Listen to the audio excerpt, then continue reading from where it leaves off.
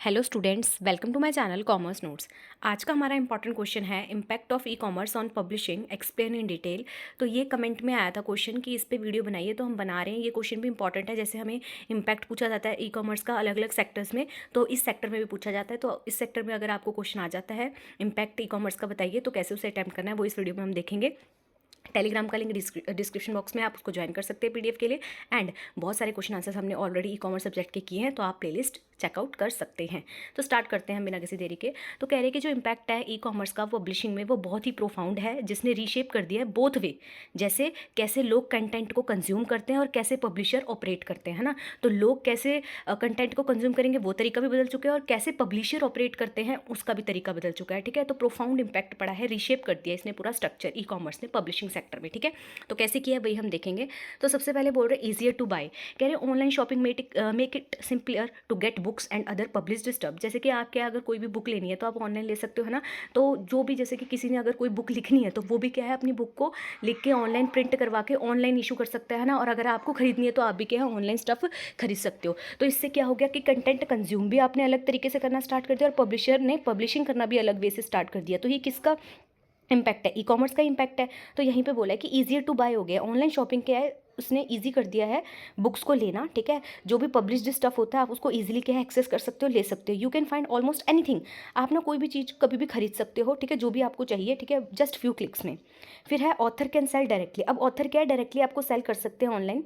तो writers can now sell their books straight to readers through website like Amazon. तो अगर क्या है, जिसने बुक लिखी है वो स्ट्रेट फॉरवर्ड क्या आपको सेल कर सकते हैं अलग अलग वेबसाइट से, अलग अलग प्लेटफॉर्म से। ठीक है, they do not need big publishers any more which give them more freedom. तो वो क्या है, उनको क्या है, किसी ये कह सकते हैं कि पब्लिशर की ज़रूरत नहीं है, जिससे क्या है वो अपने अकॉर्डिंग क्या है आपको क्या है, ये कह सकते हैं सेल कर सकते हैं अपनी बुक्स को। ठीक है, जिससे उन्हें ज़्यादा फ्रीडम मिलती है। फिर है मोर डिजिटल स्टफ। क्या कह रहे हैं, there are lot of digital options now. आज की डेट में क्या है, बहुत सारे डिजिटल ऑप्शंस है आपके पास, जैसे कि ई बुक हो गया, ऑडियो बुक्स हो गई, है ना। जैसे कि ऑडियो बुक्स भी आती है कि अगर आपको बुक पढ़नी नहीं है तो आप ऑडियो फॉर्म में उसको सुन सकते हो, या फिर ई बुक ले सकते हो आप। ठीक है, तो कंटेंट कंज्यूम करने का तरीका भी हमारा बदल चुका है। They are easy to get. ये क्या, ईजिली आप खरीद सकते हो इनको। कह रहे हैं कि अफन चीपर होते हैं देन फिजिकल बुक्स। ठीक है, तो ये आपको क्या है, थोड़े सस्ते भी पड़ जाते हैं।